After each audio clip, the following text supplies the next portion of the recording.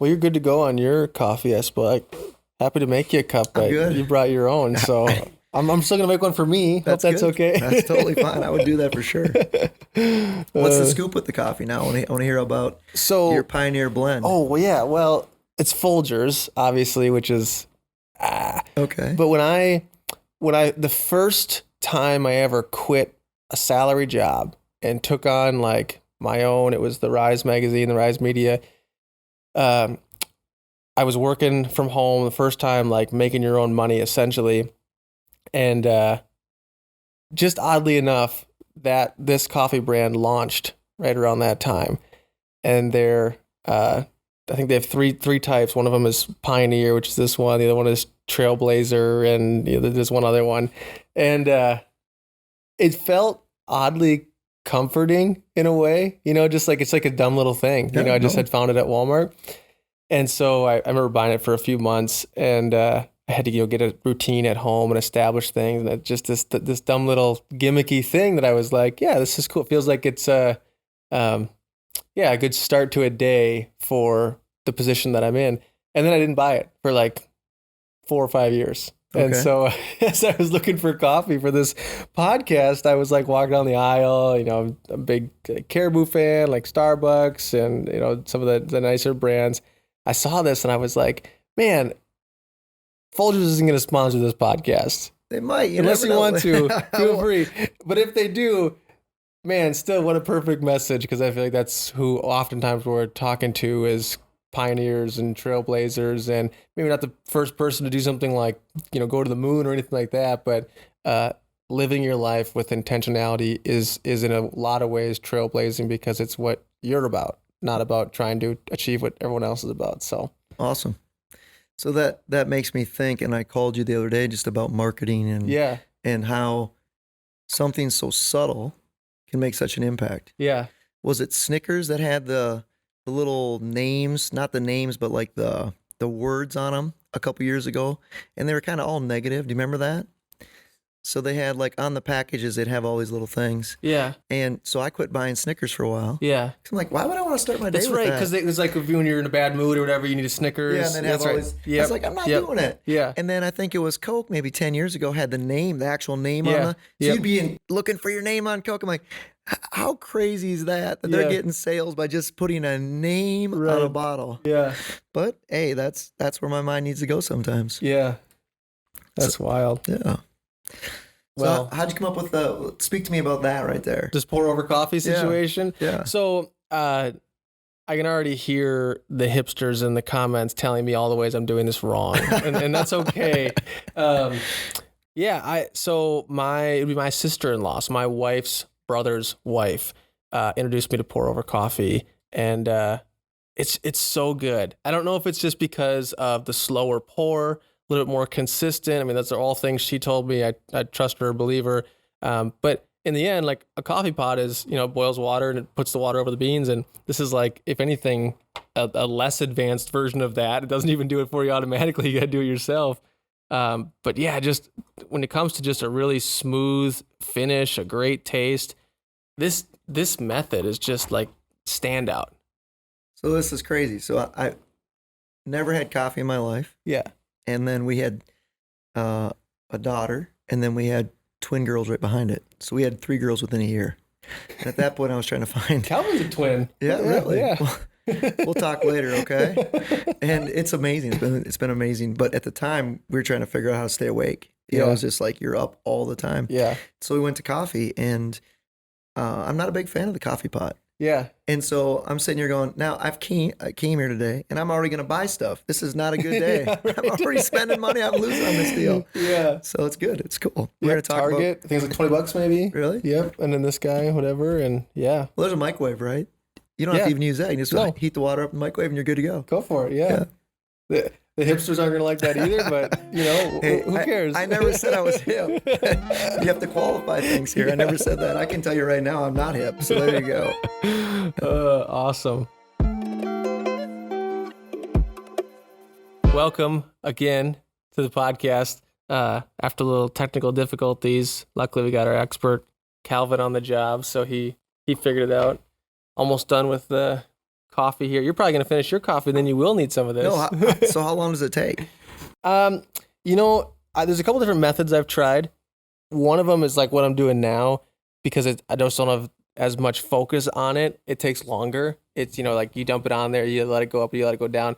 I think that's what the hipsters would say is the right way to do it. Okay. The other way I noticed is if you, like every 15 seconds, just slowly keep circling over it and kind of keep the water level, it will much faster. You'd be done in like 6 minutes. But you don't want that. No, I got you. My arm gets tired. And are you in a rush right now? Who's in a rush? Yeah. So what's the difference? Yeah, right. You're not going to drink it all in one. Just take your time. Yep, exactly. Well, that's good. So do you get the smell now that we've been in the room for a while, right? But if we came in the room, would you get the aroma? Oh, yeah. So so you get the aroma. Yep. Smells like a coffee shop. So you're not losing that then? No. So the only thing you're losing is the Insta coffee. The automatic instant version. Do you have children? Yes. Okay, so can they do this for you? Not yet. Not yet. So Elam is he's 4.5 years old, and Amelia is 3.5 months old.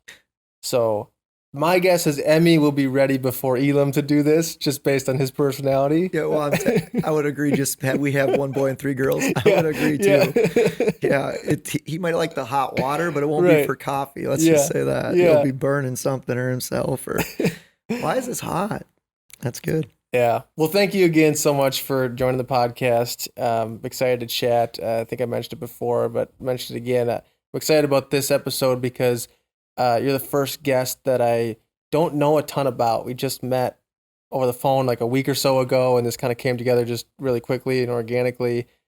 So I'm excited to chat. What I do know, and then you could fill in the gaps after this, is you are the head women's basketball coach at SMSU. Yep. You also started at SMSU. I did, back in the day. It was back in the day. That's sad to say. It was. And then there was a time where we left and did a bunch of things and landed back here. So you want to just detail out what was that gap? Yeah, the one thing that is going to sound somewhat bad is it's not like I never thought about coming back, but when you're younger, I don't know if I knew where my path was going to lead. Yeah. And so I wasn't worried about coming back, okay. if that makes sense. There's a big difference between not wanting to come back and worried about coming back. Yep. And so, I was a first generation college student. So I went to a junior college and played baseball and basketball my freshman year and then just played baseball. And I came here to play baseball. And I was on the team. They were good. And I wouldn't say I really played. Let's just say that. Okay. But I was on the team. I was a good teammate and enjoyed that. We were really talented and we had really good players. And so it was fun. Yeah. And Chris Hemileski was the athletic director now, just resigned and is going to your position or your job or your company. But so he was my pitching coach. Oh, yeah. Okay? Yeah. So when I was here, men's and women's basketball is really good. Okay. And I didn't know what I wanted to do. I came here as an accounting or math minor. Mm-hmm. And I was kind of thinking maybe accounting. And then I changed to elementary education. And the women's basketball coach at the time said, "Hey, do you want to help?" I was redshirt, and he's like, "Do you want to help?" Just kind of with the team. I was like, "Nah, I don't know." And da-da-da. And so I ended up helping and loved it. And so I went to Northern State on the men's side and coached there for 2 years. I was blessed to coach with 2 Hall of Fame coaches there. Wow. And then I got a head junior college Division I job in Wyoming at age 24. Yeah.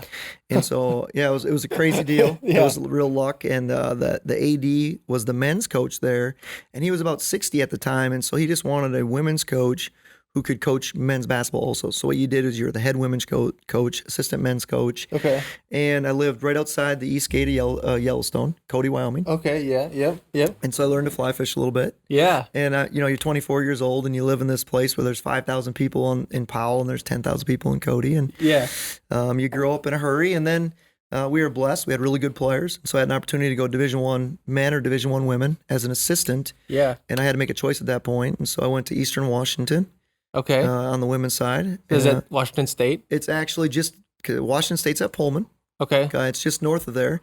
So Spokane is where Gonzaga is. Everyone knows where Gonzaga is. Okay. Eastern Washington is up the road 10 minutes to Okay. Cheney, Washington. Okay. Okay. They just got beat in the NCAA tournament this year. The men did by Kansas. Oh, It was a really good game. You're giving me way too much credit because I don't know where anything is. Well, it's the east side of Washington. Okay. Northern Idaho. Cool. Right there. Okay. Coeur d'Alene is one of the most beautiful places. That's Sure. that's where I met my wife. We got married. Yeah. And then I wanted to be a head coach again. Mm-hmm. And so we went, we got one of the coolest decisions that we've ever made is we went someplace where we had no family. Yeah. We went to Lawton, Oklahoma and took over Cameron University, and they had been down. They had won 4 games back-to-back years, and we were blessed. We had good success there. And the reason that it was really cool is because it was early in our marriage. We had to rely on each other. Yeah. We had no family. Yeah. And so good nights, bad nights, tough times, we had to figure it out. Mhm. And I think it really did a great job of galvanizing our relationship and our faith. And then we had an opportunity to come home.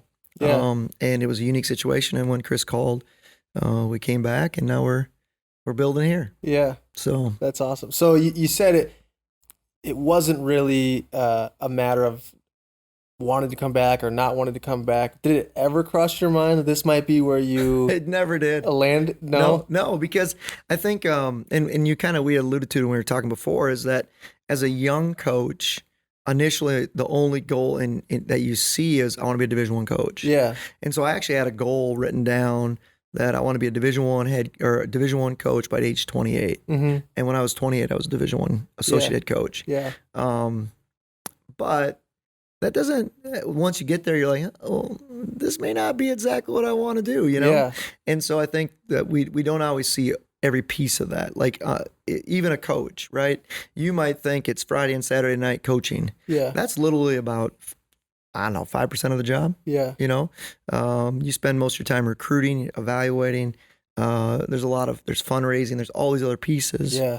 that go into it. And so you get into it for the basketball piece. Yeah. But if you're not good or like those other pieces, you'll be out of it pretty quickly. Right. Yeah. So Yeah. I mentioned before, somehow I just keep having these really close friends that are all basketball coaches, even though it's not like I grew up playing or anything like that. yeah, And so I see a glimpse into their lives, and it is wild. And as you kind of have articulated through that story, there's a grind to it, and there's a constant openness to picking up and moving for the next opportunity. Yeah. That's very different than a lot of careers. yeah. So it's funny. The difference of careers. There's these flips, and the fact that number one, you're right that a lot of coaches will talk. You know, like how many times do you want to move? You know, and you don't care until you're probably married. Yeah. Right. And then you start having kids. Yeah. And then your kids enjoy the schools. Mhm. And then you got to think about, like we talked beforehand, we talked about when you asked, you know, how do you define how to be, I don't want to use the word selfish, but more about the career Yeah. or about the family or the situation that you're in. And those are those waters you have to navigate. Right. And it's not an easy path. And it's not there's no written, like, this is the way you need to do it, or this Yeah. is how it works. And the difference is too, as coaches, is it's such a small world, so you know each other. So, I mean, it's just like if a job opens up, it's almost probably filled before it even opened, Yeah. because people know who they want. They've been watching, they've been seeing these people Sure. work, etc. Where in the business profession may or may not be that way, Right. Yeah. and so it is hard. And I've been blessed that we've moved to really good places with really good people, and Yeah. that's the biggest thing, I think, as you know, is the people make it the place. Yeah. So. Yeah, and it seems like a landscape where reputation does really matter because it's such a tight-knit community. You know, if you're a jerk, I mean, if you have a bad reputation for interacting with people, that kind of follows you probably a bit more than in business. There's no doubt. Yeah. Because at the end of the day, they've either seen you work, heard about your work, Yeah. or know someone who knows your work. Sure. Right. And so you really have to really pay attention to what you're doing. And I think even you forget that sometimes because you get in the heat of the moment of the game. Yeah. Right. And so those decisions could be, you know, like they're a big deal. Yeah. And we talk a lot in one of our coaching classes. I explain, you never know, and this is for everyone. I think it's for business. This is for anyone in the world. You never know who you're gonna meet down the road that you've already met in the past. That you're gonna need that help. Sure. Yeah. But you don't know that. So Yeah. I always say be sincere, be real, Yeah. and really truly care. Like when you reached out, I was like, yeah, it'd be fun. Let's do it. You Yeah. know, not like, well, I have this and this and this. Yeah, every day is busy for everyone. Yeah. Right. Yeah. And the thing is there've been so many people that I had no idea that I would ever. They've impacted my career. Yeah. Because of maybe 20 years earlier, we ran down a road together and something positive happened. Like, yeah, we were here and this happened. And Yeah. and that'll help a recruit. A recruit be like, hey, do you know this? I'm like, yeah, Coach Webb did this and this. And you're like, but if you didn't do that sincerely out of your own heart, not Yeah. because of like, well, 20 years from now, I think this is going to happen. You know, you don't know those things. So you have to really pay attention. And I think it's just about being a good person, and it's about being real and do the best you can every day. Yeah. So Absolutely. So do you interact with a lot of like aspiring coaches, young men and women that are like feeling like they want to go in this field and they're coming to you for advice? Do you have these like core tenets to consider? Yeah, no, you know, so we have coaching class, first of all, at Southwest. Yeah. So those could be college athletes, college students, whoever. Mm-hmm. And then you also have the people that may reach out, younger assistants, you know, at different places. They'll, hey, what do you think about this? Or this is what's going on. So you'll have quite a few, you know, as you get older. That's the other thing, is I'm older in the profession. So yeah, it's sad to say, but it just creeps up on you in a hurry. So there'll be people that'll reach out. And then, you know, I think a lot of times the best way for me to answer their questions is with questions, Mm-hmm. you know, because it's your life, Mhm. right? So if I was telling you the right way to go, that's not going to work. But if I asked you some core important questions, we could probably you could figure out that battle yourself. Yeah. And I think that journey, it has to be a journey where it's your footsteps. Sure. You know, now you might be following, like we talked about before. Success does leave a path. They leave footsteps. Yeah. And if you want to follow that person's success, Mhm. literally, you probably just have to somewhat copy what they did, right? Yeah. Now that what you don't see in that is all the things that they had to go through to get there. Mm-hmm. You know, so you don't. So like, you know, everyone talks about like Kobe and Jordan, a good example. Yeah. Well, the reason that there's not many Kobe and Jordans, it's not because of their physical talent. I mean, there are a lot of NBA players that are physically just as gifted or more gifted. Yeah. But it was their grind. Yeah. And so no one wanted to get up at 4 a.m. every day for 5 years. Mm-hmm. And so that's the difference. Yeah. Yeah. That is a that is a big topic. Yeah. Yeah. So just I can tell, you know, you're a man of intention and purpose. So obviously you don't coach just because you love the sound of balls hitting, you know, the dribble. Yeah. So what is it that gives you that purpose in kind of your day to day? Yeah. Number one, I love, and this is a selfish piece, I love the randomness of a day. Mm-hmm. We never have the same day. And so there's a beauty to that, you know? But the real reason that we coach, or that I coach probably, I always say we, because as a very, in this situation, it's certainly an I, okay? Yeah. But typically we're a team. Yeah. And so it's our staff, Right. it's our team. And just the I piece sounds so oof to me. Right. Like it's not about, it's just like our family. Yeah. You know, I hope that I don't make a decision for our family. Yeah. We need to make a decision. So the thing that's the by far the most enjoyable thing is when you see young kids find their greatness inside them. Mm-hmm. You help them pull that greatness out, and you encourage and inspire them to continue to fight for that greatness. We all have that inside of us, and we're not all told that all the time, Mm-hmm. and we're certainly not all encouraged to find that all the time. Mm-hmm. And every single person that I've ever met in my life has that inside them. Yeah. And so the opportunity to coach that every day, and the opportunity to maybe lend a hand to understanding what can help Mm-hmm. them get there. Yeah. You know, a joke, it's not a joke, but I don't do Moody.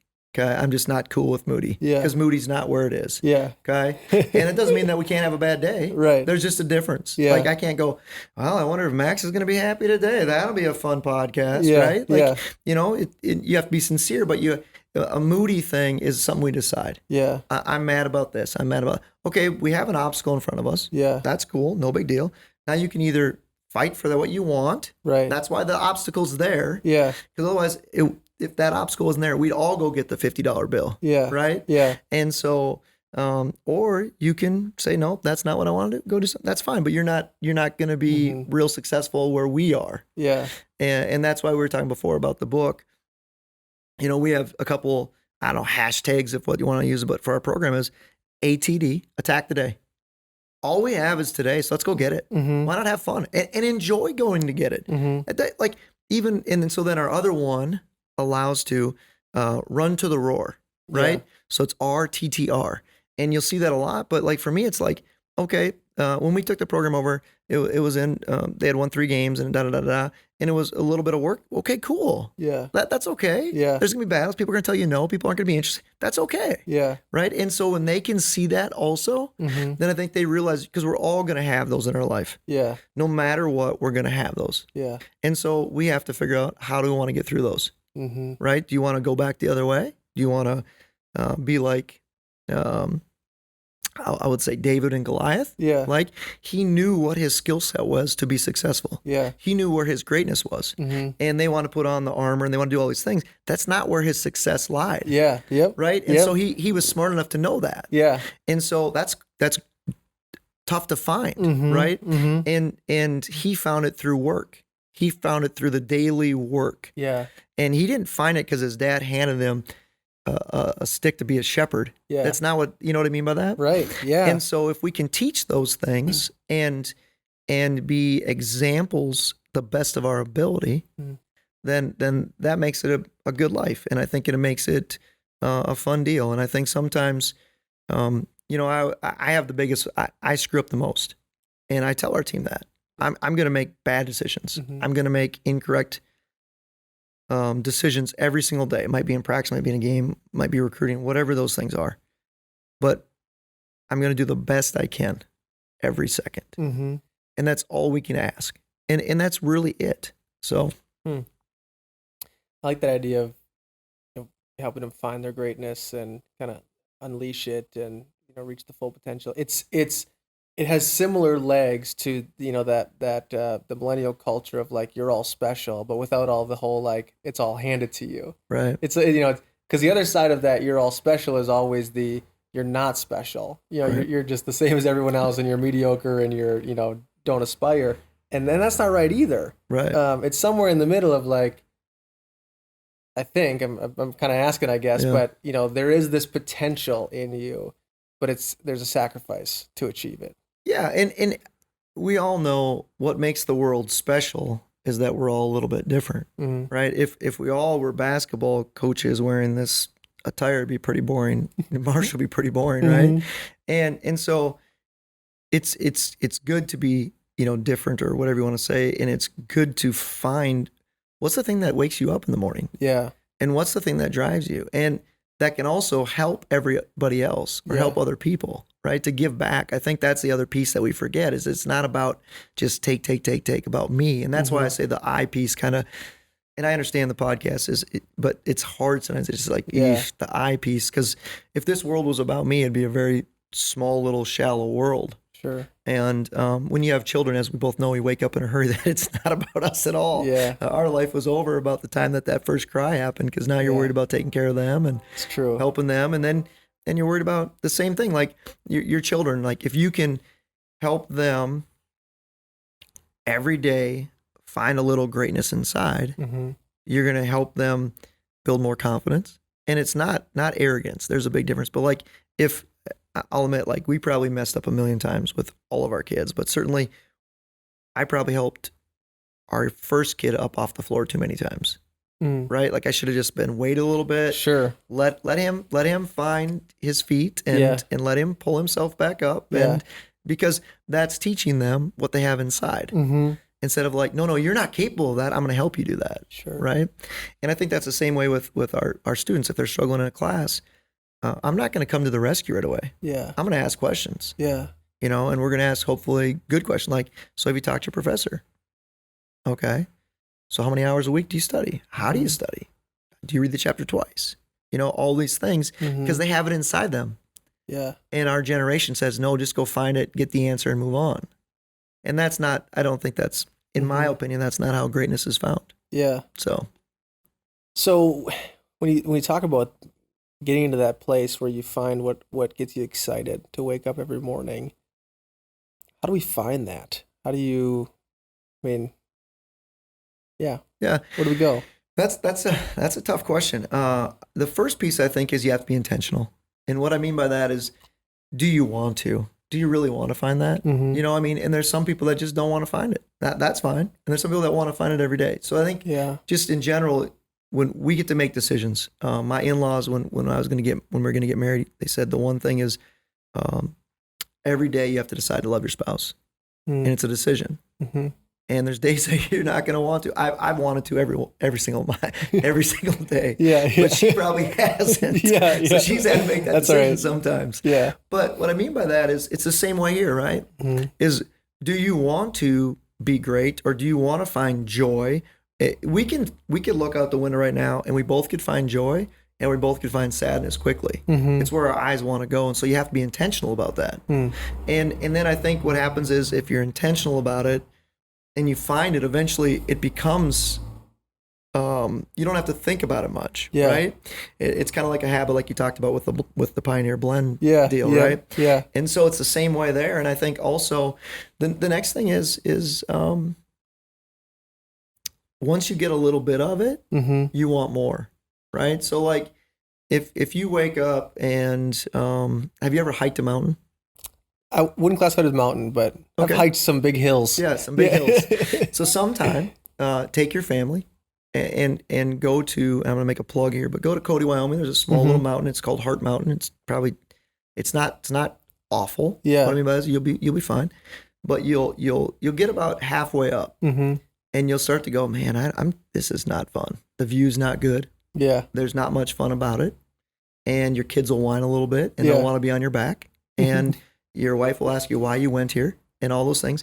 And you'll keep going, and you'll think, and then all of a sudden you get to the top, and then you'll realize, like, holy cow, look at this view. Mm. And so what you'll want then is the next bigger mountain. Yeah. And it's not about achieving. What I'm saying by that is that's kind of how I think that feel of when intentionality and inner greatness meet, Yeah. is there's a joy inside. Sure. And Yep. and for when you achieve something even small, Mm-hmm. you grow. And that's how I think one of the keys to flipping if it's a business or a program or whatever, is the first piece is you have to sincerely acknowledge and celebrate small victories. Mm. And that's the same thing with us. We as humans don't do that. Yeah. Like you having a room where you have a podcast, no matter how you view success, you're already more successful than millions of people that have wanted to start a podcast. Hmm.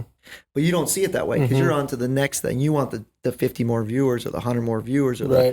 the 1,000, whatever that thing is. Yeah. And so if you can start and understand, and you're intentional about small victories, then you start to understand that little bit of inner joy, Yeah. and it makes your day a lot better. Mm-hmm. So Yeah, I would admit that's probably a mindset that I struggle with, which is just like, a lot of times feeling like I'm just in the middle, just in the middle. It's hard to take a breath and just look around and enjoy each day, because it's just like there's so much in front of you that you still have to try and take hold of. Yeah. But that is an important discipline, kind of celebrating good victories. You hear it kind of clichély tossed out, celebrating victories. Yeah. I don't know that I have good examples of seeing it documented really well. right, That actually happens. That's the funny part. So take this podcast, take any podcast. I think when I listen, I'm a big podcast person, so I love podcasts, and we could go through them for hours. But I think the difference between a great podcast, a good podcast, and an average podcast, engagement's one thing, but action. Yeah. Can I take 2 or 3 things from that podcast that I just listened to and apply it to my day? Can I take one thing? Mm-hmm. It's like a book. The book's the same way. It's like you could read a great book, Right. and there's all these things in the book, but which ones can I transfer to my day to make an impact? Yeah. And those are the books that make the most impact in your life. Mm-hmm. You take, I'm just trying to think, Atomic Habits. Have you read Atomic Habits? No. So Atomic Habits is a great book, and it's James Clear, okay? And when you read Atomic Habits, you'll laugh because you're like, this is the simplest concept ever. And I knew this. Yeah. And I don't know why I didn't think about this. Yeah. But literally it's taking, so let's say you want to stop drinking coffee. We're just saying that. Just a hypothetical. Yes, okay. Yeah. So the first thing that you would do is count how many cups you have a day. Yeah. And just take 1 cup away. Sure. That'd be the first thing you do, just a small little thing. Yeah. Right? And so you may do that for 2 weeks. But the thing about that book is I instantly could apply that to my daily life. Yeah. Yep. And that's what I think when you talk about, okay, how do I find these little gains or these little successes? Yeah. Is you have to pay attention to, Maxwell says you're either, adding or subtracting to everything in your life, everything. And it's true. I really believe it. Nothing stays the same. Your physical health doesn't stay the same ever. Right. You either, because if you don't do anything today physically, but you eat the same foods, you just got a day older. Right. So you did stay the same. So don't say, Yeah. And it's the same thing with your relationship with your family, with your wife, with your kids. It's so you could be like, okay, today, when I go home today for 15 minutes, the first 15 minutes when I walk through those doors, I'm going to intentionally listen to my wife. And I'm just going to listen to her with no judgment. I'm just going to sit back and enjoy her. And I'm just going to be blessed and thankful that she's there. And and then that alone could make your day. Yeah. And we forget that because we're in a rush to spit out everything we did that day. Yeah. Right. At least I am. Oh man, my wife's probably like, holy cow, you just walked in the door. Yeah. And so those are the things that I think, as long as you're intentional and you pay attention, you'll find victory. Yeah. Yeah. Yeah. I could tell you're a guy who is well-read, someone who has a really good perspective on a lot of these concepts. Where would you say, obviously no one's always had that, but some people have it from a really young age. It's just sort of like when they become teenagers, it's whatever. They just have like an anointing of it, wisdom. And other times it's much more intentional through reading or through mentorship. Where would you say this kind of developed in you? Because I could listen to you talk all day. I feel like you got everything that is just like, wow, this is so interesting. Yeah, no, like we joke about it, but I think I'm old, right? So I don't know. That's a really good question because I think athletics has always been the driving force initially. I wasn't great in academically. I was very, very below average reader. I still am speed wise. I'm pretty good comprehension wise. It took me a long time to figure out college and how to navigate college, how to be successful there. So I think the thing that my parents probably did was taught me how to work. Okay. Which allowed me then to survive initially. Yeah. But I think then what happens is somewhere along the path, you find somebody or something that kind of jots you a little bit. Yeah. And that would be a book, or it could be listening to a coach. And like I said, I've been blessed with, I've coached with 3 or 4 Hall of Fame coaches, and so they all have different takes. And sometimes when you think of a Hall of Fame coach, if you want to use that term, is you think like basketball only, X's and O's, right? This savant of how to manipulate the game. But almost always it's about relationships. And so at some point in there, they found the greatness inside of me, I guess, if that makes sense, or the potential for greatness. And they probably put a book on my desk, or they did something to the point where I remember reading John Maxwell early. And to me, Maxwell, and I mean this sincerely in a good way, it's like John Gordon the same way. I think they're easy reads, if that makes sense. Oh, yeah, yep. They're practical, to your point earlier. Yeah. You can apply it, and So I don't mean it in a disrespectful way to their writing. I'm just mean, if you read John Gordon or you read The Alchemist, there's a big difference in there. In the comprehension piece and how you navigate those books, there's a big difference. So, anyways, and then it just, I found things like Tony Robbins in the late 90s, early 2000s. And when I say that is his concepts are so solid. Now you can like him or dislike him, and I'm not getting any of that, but just the concepts. And then I found quiet spaces. And I think we don't have a lot of those quiet spaces to think about who do you want to be and do you like who you are? And I think we think if we don't like who we are right now, that it's just a tragedy. And it shouldn't be. It should be the fact that, okay, we're on this journey and we can change it. And we have the ability to do that. Now, it's not going to happen overnight. Nothing is. Yeah.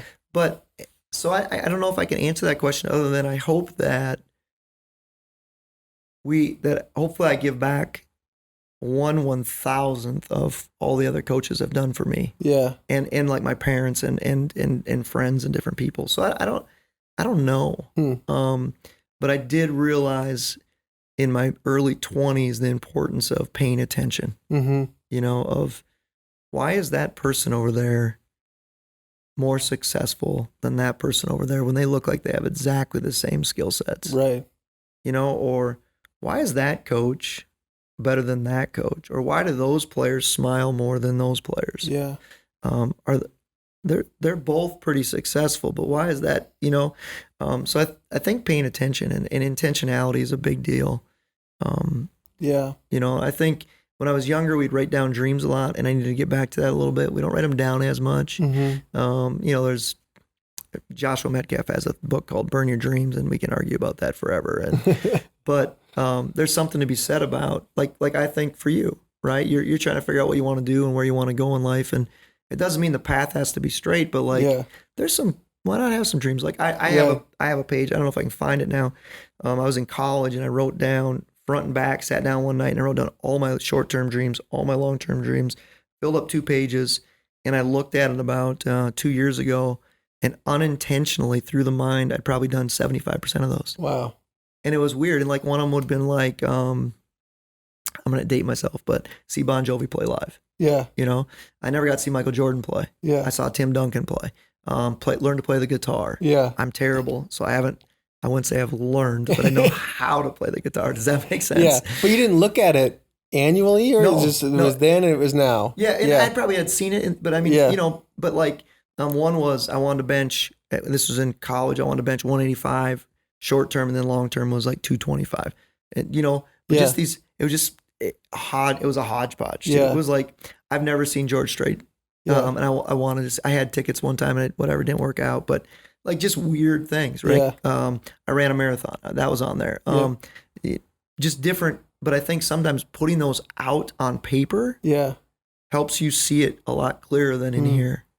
Wonder how if that would have been difficult or frustrating if you did look at it too frequently and just felt like you're not crossing it off fast enough. Yeah. But since you weren't necessarily worried about the act of crossing it off, and instead it was like I documented it.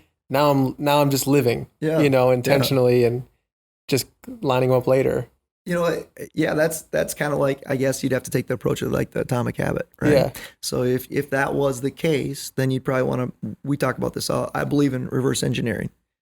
So I think you want to reverse engineer some of your life. I don't want to say all of your life, but like, for instance, our son, he's going to be 12. And so he's going into 7th grade. So we only have 6 summers left with him, right? So we got to pay attention to the next 6 summers. So we got to reverse engineer those 6 summers. Yeah. So we got to say, so like everyone, the comment, we're going to go on a family trip. Okay, we're going to say that. And we're going to wake up his junior year and go, we only got 1 year to go on a family trip. I guess we're going this summer. Yeah. And he's going to be like, well, I'm too busy with this, and this, and we'll never do it.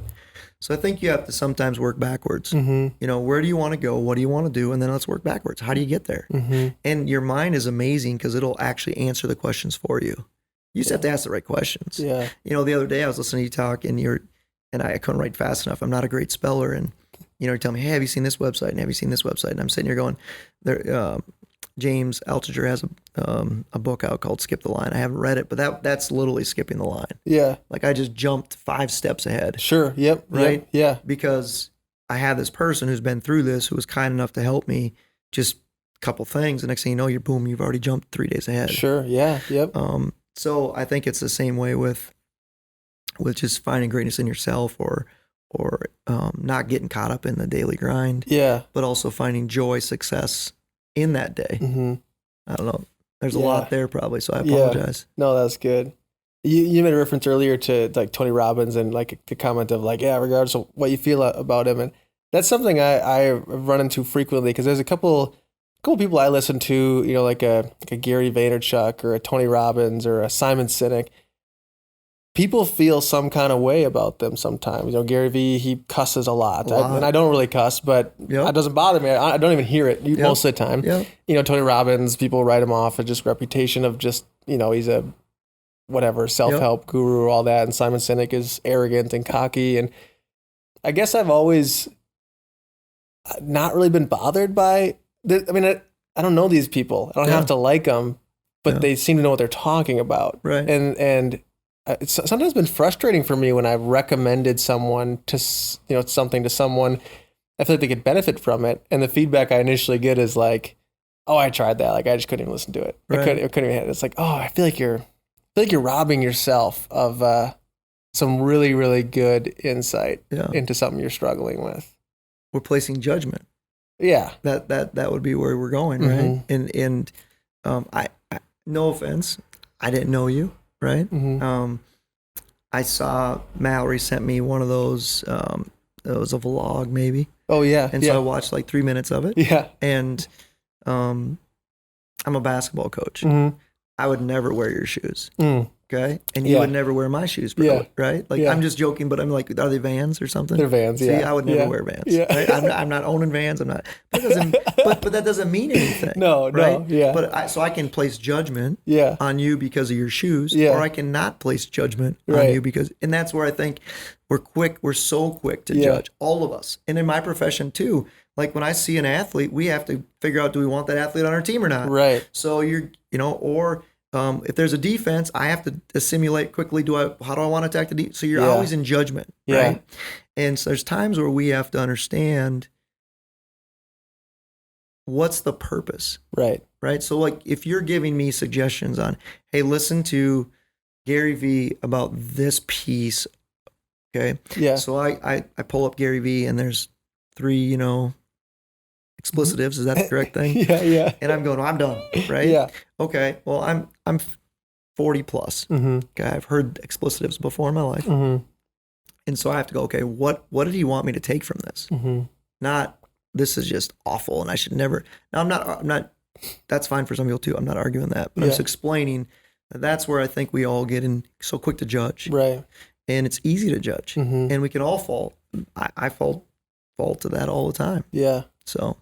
I want to go back to something earlier. You're talking about kind of a mindset shift in priorities. Obviously, you in the beginning of your career, it was just kind of opportunity, take it, and it seems like at some point, not the craving for success, that didn't go away, but the definition changed into something a little bit more. I don't know what the right word is, but free and stable and secure, and not necessarily because you were at that Division I level, which a lot of coaches would look at and say, wasn't that? Well, a lot of people outside coaching, I would say, would look at and say, wasn't that the top? Don't you aiming for the top? You were there. Priorities changed. Explain how that happened. Well, I think, like we talk about a lot, is we don't really know what doctors do, right? And so you could be 19 years old and go, I want to be a doctor. But you don't really know what their daily life looks like. And you don't even know what their weekly life looks like or their yearly life looks like. And what I mean by that is once you get there, maybe the stress is crazy. Maybe the insurance risk is crazy. Maybe there's all, the first time that you deal with something that's very difficult. Yeah. All those things. And so then all of a sudden you get there and you're like, oof, I don't know if this is what I want to do. And that's not how Division I was for me. But what I mean by that is, so from the outside, we have this perception of what their reality is. And we talk a lot about your reality. It is true because it's through your eyes. So how you see basketball, that's how it is, right? It doesn't matter if I tell you like, well, I'll be gone tonight till 11:30 recruiting. You're going to be like, well, he's got a great life because on Friday night he gets to, stand up and cheer and yell and whatever. So I think the thing that happens is as you get into a profession, there's things that you enjoy and there's things that you enjoy less. And there gets to be a point where like, then you have a family. Okay. So then number one, hopefully, and this is my opinion only, so I'm not going to get in whatever, but I think if once you become a family, which I mean, you're married or whatever, then your priorities may change. Yeah. Right. And then there's a fine line to know, well, how do we chase certain things, if that's the correct term, and at the same time align those with our priorities? Yeah. And then when you have children, then it could change again. Yeah. And so all of us that we've all said it, like I'm not going to get married, or I don't want to have kids, or I want to have 50 kids, or whatever those things are. Mm-hmm. I always laugh because you don't really know until you're in the moment, right? And then like for us, we're blessed. We have 4 kids, and I think my wife, she'd be fine with more and whatever. And it's just like some people will see like, oh my gosh, you have 4 kids. Yeah. And it's like, no, it's amazing. Yeah. Like our house is so much fun. Yes, can it be crazy? Yes, it can be really crazy. But then what happens is as you go along this journey, you have to see what is best for you and your family, and forget about. You have to be a little humble too, and maybe sometimes put your own ambitions Mm-hmm. to not really to the back burner, but just to the side. Yeah. Can we navigate those waters together? Mm-hmm. And if we can't, how should we navigate those waters? Mm-hmm. And so I think sometimes it's there's no path Yeah. like with that, because everyone's journey is different, and that we've talked about a lot. But so I think for me, I enjoy being a head coach, Mm-hmm. and I had been a head coach at a young age, and I was an assistant coach, and I wanted to be a head coach again. Mm-hmm. And the reason being is for those reasons that we talked about, with the greatness inside and being able to recruit kids. And there's this joy. We have kids right now. We have one of our players is in law school right now. One of our kids is in OT school right now, and we just got from our old school, one of our former players just had their first child, and so we sent the baby announcement. That's the joy that comes along with. So yeah, we may or may not be at a certain level, but if it's about people, it doesn't get any better. Yeah. Right. So I think, money is always a big deal, right? You have to be financially stable, hopefully, or whatever. Mhm. But how much money is enough money? I don't know. We can all argue that, Yeah. right? It matters what you want to do. Mhm. And so it's a hard question probably, and it's a hard journey. Yeah. So Yeah. I mean, if there, last couple things we'll chat about, just respect for your time. I feel like we could talk all day, but 2 things I'd like to cover. One, kind of where, I don't want to say what's next. That implies that there has to be some sort of big shift, but it could be just an addition to everything. But as someone who obviously has a pursuit inside of them, is always thinking about, next and addition and greater, what's on your horizon. And the other last thing maybe we should talk about first is that balance of ambition, selfish ambition. Obviously the name of the podcast is A Name for Yourself. And that, it kind of comes, there's two parts in scripture that I think are relevant to that. And one is the Tower of Babel. And so these, all the nations are together in one place on the earth. They build this tower, and they literally say, let's make this so that we can make a name for ourselves. And, scripture doesn't say that's why God split them all up, but it's all that we really know. On the other side of it, in Proverbs, there's a proverb that says something like a good name is more profitable than riches. And so there is this idea of reputation matters, and how you carry yourself, and it is good to pursue things, and it can be healthy to build things. So how do you navigate the waters there? again, that's a hard question, because you have to have a little bit of that. You have to wake up in the morning, and you have to, right? Otherwise, there's no reason to wait. I mean, really, like, you have to have a little bit of that. What do I want to accomplish today? Yeah. And then what you want to do is if you can weave it in with your family and personal beliefs and all those together, so that they don't have to be separate, so that we can all be on the same. So like a good example, we would like to win a national championship. That's a bold statement. Okay. I don't know if it's ever been done at Southwest. I have no idea. I don't even know if I'm not worried. The one thing I don't worry about is what has or hasn't been done anywhere. Yeah. We've already broken all those places we've been at. So it doesn't, like, that piece doesn't bother me. Like we talked about with we're going to run to the roar. Right. Like, we're going to go attack that thing. And if we get there, we get there. If we don't, we don't. And if we don't do it, and I'm 7 years old and I retire and we never got there, does that mean your life was failure? Certainly not. Yeah. Vice versa. Is it good to have those? That's what builds a little fire and inspires you and gets you going.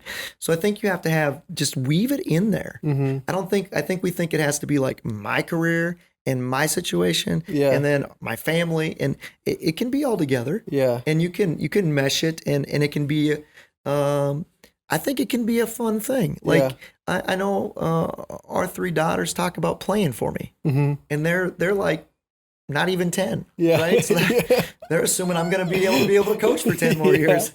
We'll figure, hopefully my AD allows me to do that. But, you know, at the same time, think about that. So we mirror those, we kind of mesh those together instead of like making a name for myself, it's how can I leave a positive impact on the world? What's our legacy going to look like as a family? Yeah. That would be in my opinion, a better way to look at it. Not the podcast name. I love it. Yeah. What I mean by that is, so for us, we're going to say, when we leave this earth or Marshall, right? They're going to say, man, they were great neighbors, or you know, this is what he helped do. That would be a better way than saying, I'm going to do it because they say, man, Tom did this. Yeah. Does that make sense? Yep. So the national championship piece is to help Southwest, is to help our team. It's to continue for young kids to believe in themselves in a huge dream that is very difficult, that only one team achieves every year. Yeah. But there's this, and that, okay, so you didn't do it. Were you the best you could be every day because of it? And that's how I think we want to look at it, is so making a name for yourself or having a name or a calling is, today, can I be the best I can today? And that'll take care of the rest of it. And that didn't say I won the battle, quote unquote. There's a lot of wars that have been won, but they didn't win battles. Yeah. And so that's the way I think you want to look at it, and then make a decision that's best for your family and you, right? And hopefully, sometimes you don't get to do that, and sometimes you do. Yeah. And then I think the other thing is we always think we know the answer. We don't know the answer, right? Like, you don't know what this podcast is going to bring down the road. And if you try to figure that out, man, you're really smart. And we need to talk after this podcast, because you don't. It could be so many blessings that you don't even know what they are. If you're inspired one person to be a better person from watching this, you've done your job, right? Now, you may not get $100,000 because of it, but what if they learn to cure cancer? You've done more than that. So, we look at it in such a way of our narrow eyes. Yeah. And then when you look back, I don't know how many decisions I've looked back and been like, holy cow, I am so blessed that we didn't go down that path. Yeah. I wanted that thing so bad, but I wasn't looking at it I was looking at it through this narrow lens of me, and I didn't realize that would have been the worst thing that could have happened to us, And so the way to make a name or calling, or, to have a reputation, what I would say is work really hard every day, be a great person, know that it's not about you all the time, and that if you do those things, you'll be fine. Yeah. You'll turn out okay, and people will enjoy being around you. And I think those things will be important. Yeah. So I don't know if I answered your question at all, but that's a soundbite right there. Yeah. Yeah. So there you go. That's awesome. Yeah. So, what's next? What are you pursuing? National championship obviously is a goal in the future. Yeah. And what else do you see on the horizon? It's going to be a lame answer. That's okay. But I really think I could be a much better husband and father. I think I could be a much better, I don't want to say teammate, but like a better peer coach. Yeah. I think for me, it's about daily improvement. And so what's on the horizon? We haven't won a conference championship yet. Let's win a conference championship if you want to look at career-wise. Yeah. But at the same time, if that doesn't happen, doesn't happen. And I don't mean it, I'm not downplaying achievement. I think it's just different. And like we talked about a little bit, I enjoy big challenges. And so I think we can find those easily, right? In life, we can find those pretty quickly. If we just walk outside for 2 seconds, we could pick something and find that. I think, so the next things that are maybe, parenthood there's no, we've probably read books and we've done the deal, and Yeah. there's no real book that can just guide you through parenting, Yeah. right? And so I need to pay more attention. Mhm. I need to be more intentional with my mornings in the fact of, okay, so how, before I leave the house, how can I make a positive impact on those four? Mhm. You know? So maybe my biggest journey the next 20 years is myself, to be honest. It's probably inside me. Yeah. It's probably trying to figure out how I can leave a legacy Yeah. for my children and for the program and for and being less about me. Yeah. So I'm gonna flip it on you, I guess, a little Yeah. bit, but Well, I don't think those are lame by any means. I think that's some of the most significant work we can do with our time here. I mean, have you read or heard of the Book of Manly Men? I have heard of, Yeah. have not read. Stephen Mansfield. Phenomenal book. Okay. Probably wouldn't be allowed in many schools or universities just because it talks about things that are, masculinity and things that highly debated things. Yep. But the evidence that he brings to the role that fathers have. Being a great father can change the world. I mean, the amount of people that we look at that have impacted the world positively or negatively can almost exclusively be traced back to how were they fathered, either by their actual parents or like a mentor that came along the way. And in the case of Winston Churchill, his parents weren't really around. There was like this, almost like a maid actually, who kind of like fathered him. That, I mean, just unbelievable impact in pouring in as a husband and a father. So big fan of that answer. Yeah. Well, we forget, right? We forget that we think this. So this is something to think about. Okay. Is we think that the dollar bill is more important than 10 dimes. The 10 dimes outweigh the dollar bill by far. And what I mean by that is if we have 10 small interactions, I see you 10 times, and it might be a handshake, it might be a wave, it might be how's your family doing, whatever those things are. Okay. And they're sincere, they're not fake.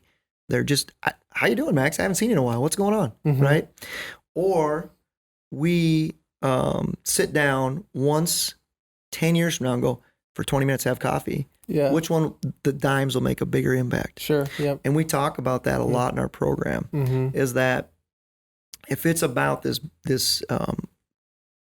one event, like we'll go to a lot of events that are cool, right? But if you really look back, it's these little just addition, which turn to multiplication. And we talk a lot about the emotional bank account. And what happens are, we'll put in 50 cents, we'll put in 50 cents, we'll put in 50 cents, and then we want to pull out $7, right? Like that's what we'll do with our, like if we have a problem with our spouse, it's like, well, we haven't been there around for 2 weeks, and they're like, well, I got to go. And she's like, you got to see the kids. We'd like you to see the kid, Yeah. And it's the same thing here is like, I think at the end of the day, what you're talking about is that the gentle rain, the farmers right now, we're in a bad situation. We need rain, but they don't need 4 inches right now. They need a half an inch to an inch today. They need a half an inch or inch tomorrow. They need a half an inch or an inch the next day, and they'd make up ground in a hurry. Yeah. And we all want to do that big pour in, like this huge, we want to just drink the whole coffee pot. Yeah. When no, spend the whole day with coffee. Yeah. You're going to get a lot more out of it. Right. And that's how I think what you're talking about is pouring into people, and then fatherhood, or they watch what you're doing. Yeah. They watch how you act. Yeah. They watch how you communicate with your spouse. They watch how you show love.